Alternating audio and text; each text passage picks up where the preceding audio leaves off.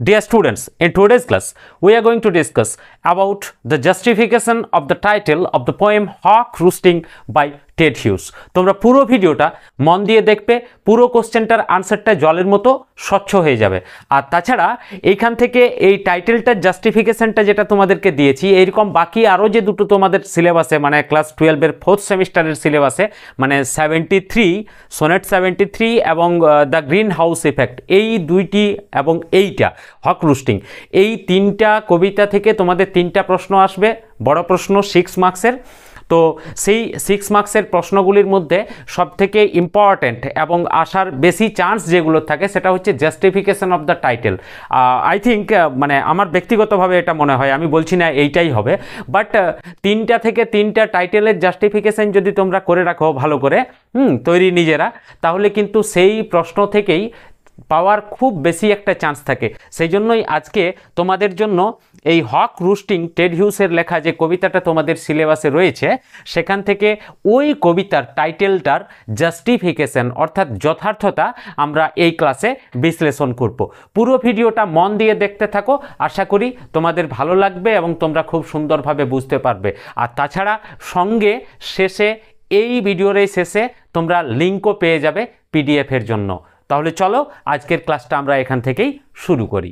তো স্টুডেন্টস, এরপর আমরা উত্তর পর্বে চলে এসেছি এবং উত্তরে রয়েছে the title hawk roosting is very suitable and meaningful.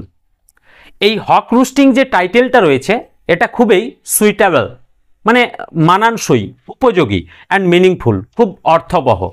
তুমি প্রথমেই বলে দিলে যে টাইটেলটা উপযুক্ত এবং মানানসই। The poem is about a hawk resting on the top of a tree। এই কবিতাটা একটা হক অর্থাৎ বাজ পাখির বিশ্রামকে বোঝাচ্ছে। রেস্টিং মানে বিশ্রাম, কোথায় বিশ্রাম না on the top of a tree, একটা গাছের চূড়ার ওপরে। দ্য হক ফিলস প্রাউড, এই বাজ পাখি গর্ব অনুভব করে অফ ইটস স্ট্রেংথ, তার শক্তিকে নিয়ে, অ্যান্ড পাওয়ার, তার ক্ষমতাকে নিয়ে।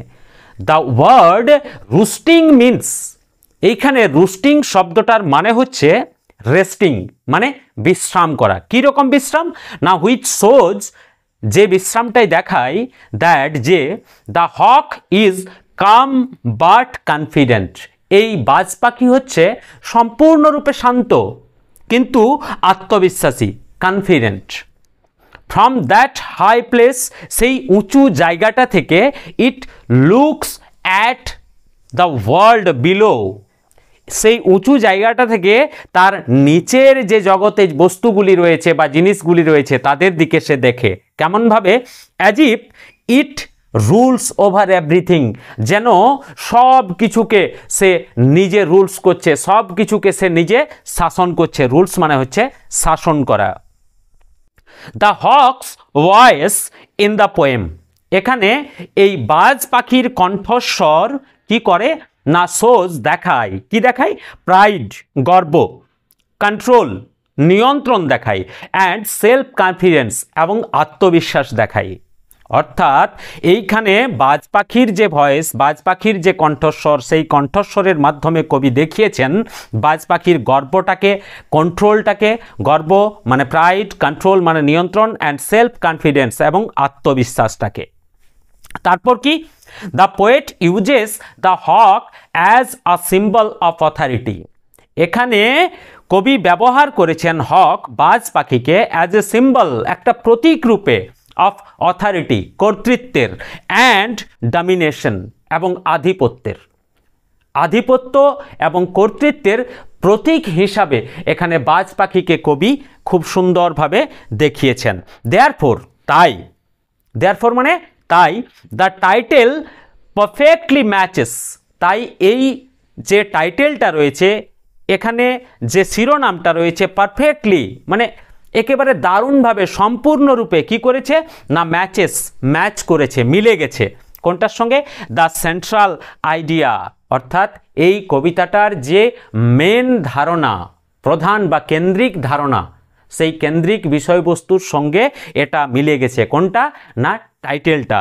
And spirit of the powerful poems, এই কবিতাটার যে শক্তিশালী আবেগ রয়েছে, স্পিরিট মানে আবেগ, সেই আবেগ বা অনুভূতির সঙ্গে সম্পূর্ণরূপে ম্যাচ করেছে কোনটা না টাইটেলটা, সম্পূর্ণরূপে মিলে গেছে টাইটেলটা কবিতাটার কেন্দ্রীয় বিষয়বস্তু এবং কবির আবেগের সঙ্গে, যেটার মাধ্যমে কবি দেখাতে চাইছেন ডমিনেশন অ্যান্ড কন্ট্রোল, কর্তৃত্ব এবং নিয়ন্ত্রণ, এই দুটি জিনিসকে কবি এখানে এই গোটা কবিতাটার মাধ্যমে দেখাতে চাইছেন। তাহলে আশা করি বুঝেছ তোমরা মানেটা। আর যদি এই ভিডিওটা তোমাদের ভালো লেগে থাকে তবে অবশ্যই চ্যানেলটাকে সাবস্ক্রাইব করে রাখবে। পরবর্তীকালে বাকি যে 3টা পোয়েম রয়েছে সেখান থেকেও টাইটেল ছাড়াও অন্যান্য যে ইম্পর্ট্যান্ট লং কোশ্চেন রয়েছে সেগুলির আনসার আমি নিয়ে আসব।